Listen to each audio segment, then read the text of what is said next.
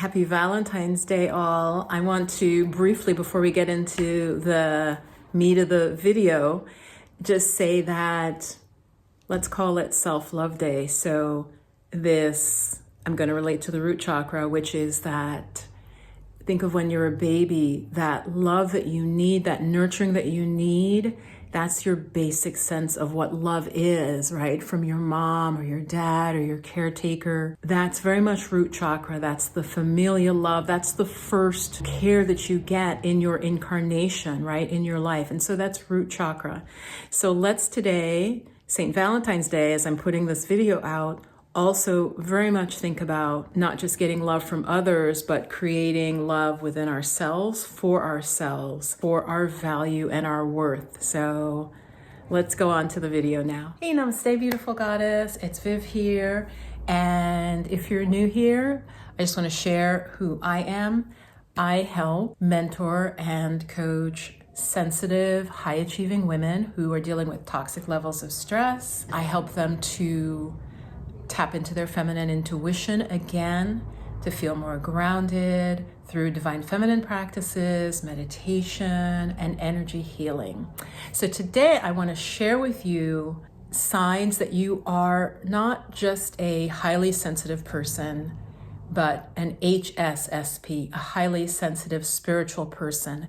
And I think there is a difference. Spirit wanted me to share this with you. It's a fairly new topic for me, though I was a highly sensitive person before there was a name for it. You probably are too, or you wouldn't be watching this, okay? But I want to add in that piece of spiritual person. So what is the difference between just being sensitive and being a highly sensitive spiritual person? Because there definitely are differences. So I came up with 5 key things that I think can help you understand if you are not just, sensitive, highly sensitive, but that there's a real spiritual component to you that you may want to explore and develop more. Okay, so you ready? Get some tea. Because spiritual or not, it's always helped by tea. Anyway, I love this cup. Beautiful bird on it. It's actually important to me. That's kind of an HSP thing. It's important to me, even the cups that I drink tea out of. If it's an ugly cup, it's hard for me. Okay, so number 1, to know if you are a HSSP, a highly sensitive spiritual person. I wrote, and this is what triggered even making this video, that some people, if this happens for you, that some people right away when you meet them, you feel a bit repelled. It's just something energetically. Now it's important here, obviously, it's not because of their race or their gender or something. It's not based on preconceptions, okay? And you know this. It's something about their energy feels very negative, okay? It just feels negative to you. It may feel dark or heavy, or you get a sense right away like back up from them, even a little bit dangerous, okay? Or it can feel as subtle as they just irritate you, and that's because they're like irritating your sensitivity. I want to add here, as a teacher and as a woman in my wise woman years, we do have to be careful, because sometimes somebody may just remind us of an ex or remind us of our family member we have a conflict with. I'm not talking about that. I'm talking about you meet this person in a neutral setting, you didn't really have any preconceptions, and right away you feel a sense of being repelled. It can be very much that their energy, it doesn't match yours, or it's not even close enough on the bandwidth. I also want to say, I don't want you to feel like you're judging people. You want to stay, if you're spiritual, just stay in a more neutral stance for whatever reason. It's not a match, but I don't want you to start feeling like, and if this is happening, then you should question yourself. It shouldn't be like, oh, I'm just better than them. Okay, and that can be a seductive way to think. There's some mismatch there of energy. Okay, let's go on to number 2. If you can tell that you're a highly sensitive but spiritual person. You can be a highly sensitive person and not be particularly spiritual. you know, I'm not like an expert on how they define HSP, but I really want to draw the fine distinction here of your sensitivity and your spirituality and your awareness of spirituality, just to help you. Okay, so the second way is that certain places upset you. Okay, and I've told this story before because it was the strongest example. For me, I was in a place in Massachusetts. I was driving over a bridge, and a little bit before the bridge, I just got really sad. Felt kind of down. I just felt like a sense of heaviness, deep sadness. I turned and said something to somebody in the car about that, and they said, oh, well, this area is where this had something to do with the French in the US. There was some huge massacre of Native Americans hundreds of years ago, obviously, in this area. And they said, in fact, they've actually done ceremonies to try to like clear it with Native Americans. All different types of people have tried, but you know, I want to say hundreds of people lost their lives. And I was like, wow. And if any of you know, I remember the bridge was called the French King Bridge, I believe, in Massachusetts. And they're like, yeah, it just is kind of like that. And I had never heard of this. I didn't know anything really about the history, you know, especially in that area, okay? So you might be a highly sensitive spiritual person if you are in places and you just get either upset or, you know, you feel something is off about the place. It could be just a house, right? A specific place, but it could also be land. For me, it's land areas. The third way you could know that you have spiritual sensitivities as well is you avoid violent movies and TV shows, or when you watch them, because we all know sometimes we get sucked in.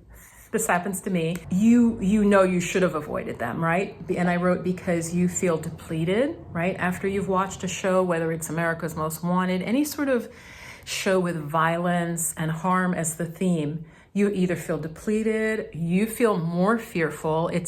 You notice you feel more fearful. You also may worry that you're attracting that thing to you. That's a sign that you're a spiritual person.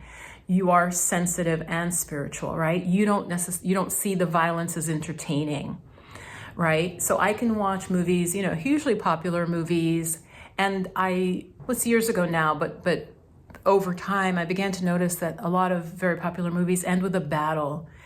You know, and good versus evil, and it's typically very, very violent. And I just began to question, like, why is that always the solution? Is literally a physical battle.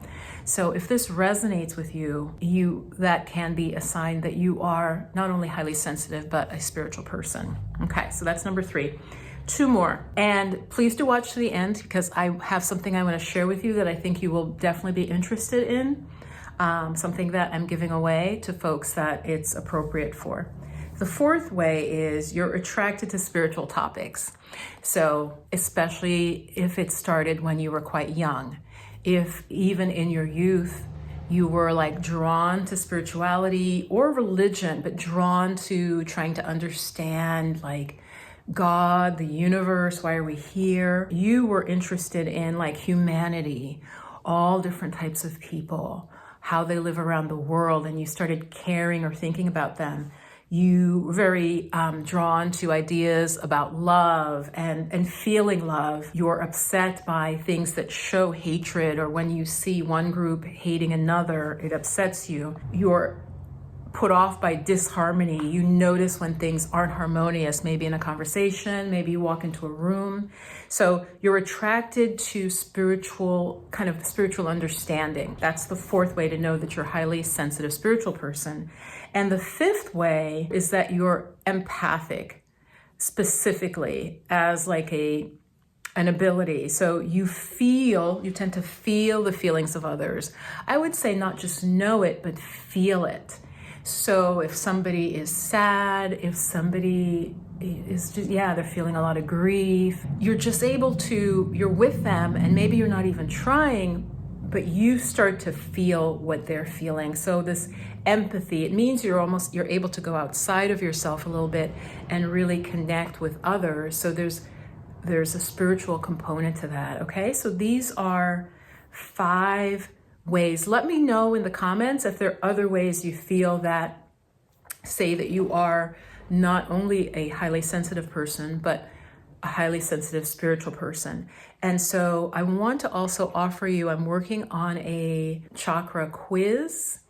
And this is going to be, I made one a while ago that I didn't really disseminate much, but this one I'm making, and I think it'll be something that of interest to you. I'm in the process of creating it now. And so what I recommend is get on my e-list, my newsletter that I send out, my In the Flow of Magic newsletter. I write typically just once a week to the community there, and I share things that I may not share on YouTube. So I will be having this quiz where I wanted to do two things. I wanted to show you maybe the chakra energy that is strong in you, but also the areas that might need more support. And especially as a spiritual person, you want to do some of that energy work, that internal work, that subtle work that really wouldn't appeal to everyone. It doesn't appeal to everyone, okay? And it also doesn't have an impact on everyone. So if you are a highly sensitive spiritual person, chakra work is really wonderful for you because your whole system is that subtle. Like everybody has a subtle system, but for many people, it's almost like there are blankets over it. There's a beautiful analogy shared in some spiritual texts of humans is like analogy of like a light bulb, like a light, a bright light. But many people, there are coverings. There's not just like one covering, it's just completely covered, but it doesn't mean that it's not there. So I want to say the highly sensitive spiritual person, maybe it's just like a thin cloth, like a linen cloth, and you can see the light can still shine out. Okay, I hope that makes sense for you. Check the links below. All right, we'll talk soon. Let me know your comments. I want to know what you think, and I will reply to all of them. Bye for now.